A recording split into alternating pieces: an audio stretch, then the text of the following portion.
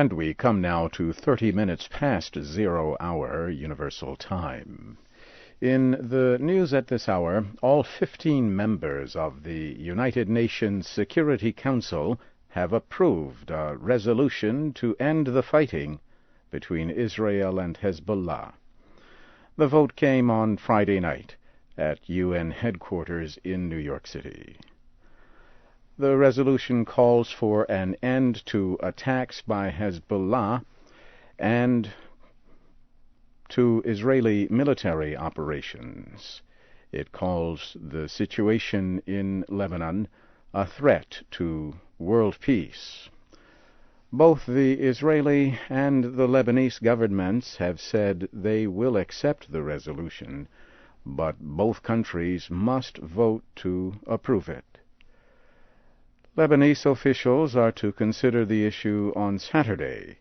Israeli Prime Minister Ehud Olmert will ask his security cabinet to vote on Sunday. An Israeli airstrike has killed or wounded at least 15 people in a group of vehicles fleeing southern Lebanon.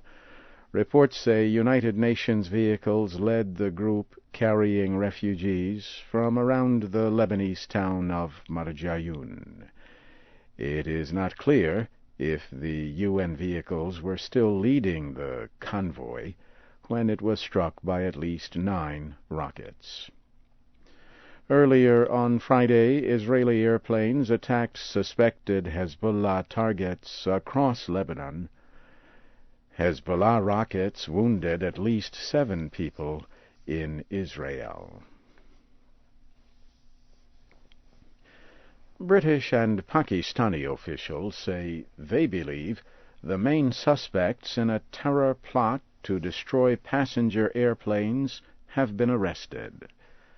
British Home Secretary John Reid praised those involved in the arrest of 24 suspects on Thursday. He said the threat remains high, and the investigation will continue. Officials say the suspects planned to carry liquid explosives on as many as 10 airplanes traveling to the United States. Also on Friday, Pakistan identified a British citizen of Pakistani ancestry who was arrested in connection with the plot. The Foreign Ministry says Rashid Rauf is the main suspect in the failed bomb plot. It said he has links to Al-Qaeda. Officials did not identify a second suspect. President Bush has condemned the bomb attack that killed 35 people in the Iraqi city of Najaf. The bomb exploded on Thursday near a Shiite Muslim holy place. Mr. Bush said the bombing was a terrible act. He said the United States would continue to support the Iraqi government to bring peace and security to the country. In Iraq on Friday, gunmen attacked an office of a Kurdish political party and set it on fire in the mainly Shiite town of Kut. Police say 1 guard was wounded during the attack. Officials said the gunmen were Shiites who were angry about a story in the official newspaper of the Patriotic Union of Kurdistan. The story accused Shiite clergyman Ayatollah Muhammad al-Yaqubi of inciting tensions between Arab Shiites and Kurds in northern Iraq. You are listening to the news in VOA Special English. Fighting between Sri Lankan troops and Tamil rebels has spread to northern Sri Lanka. Both sides exchanged artillery fire in the Jaffna Peninsula on Friday. The rebels say troops are trying to cross a border that separates government territory from areas controlled by the rebels. The Sri Lankan military says the rebels attacked first. Earlier, the rebels said government airplanes bombed one of their bases in the eastern area of Batticaloa.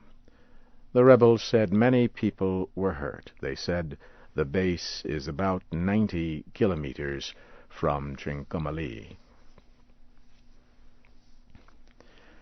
A strong earthquake took place off the coast of the Indonesian island of Sumatra early on Friday. No immediate reports of injuries or damage have been received. The United States Geological Survey said the magnitude of the earthquake measured 6.0. Experts say the earthquake was not large enough to cause destructive ocean waves.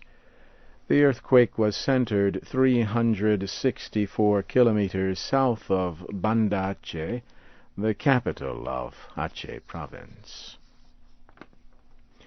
In Afghanistan, a spokesman for the North Atlantic Treaty Organization says a NATO soldier was killed on Friday in Kandahar province. NATO says he was killed when a car filled with explosives crashed into a group of military vehicles. NATO did not identify the nationality of the soldier. The attacker also died in the explosion. Earlier, the United States military said American and Afghan troops killed 3 al-Qaeda fighters in a raid. On Thursday, a bombing in Jalalabad killed 2 civilians and wounded 5 others. And officials in the Democratic Republic of Congo have arrested at least 4 election workers. The suspects worked at a vote-counting center in Kinshasa. They are accused of changing the record of the vote count from the presidential election last month. 15 Democratic Republic of Congo presidential candidates have released a statement denouncing the July 30th election. None of the 15 is among the leading candidates. Early results published by the Congo's Independent Electoral Commission showed that President Joseph Kabila is in the lead. Mr. Kabila currently has 46% of the vote. His main opponent, Vice President Jean-Pierre Bemba, has 24%. And so, briefly, again, the major news of this hour. All 15 members of the United Nations Security Council have approved a resolution to end fighting between Israel and Hezbollah. And an Israeli airstrike has killed or wounded at least 15 people in a group of vehicles carrying civilians and Lebanese security forces from southern Lebanon. So ends the news. In VOA Special English.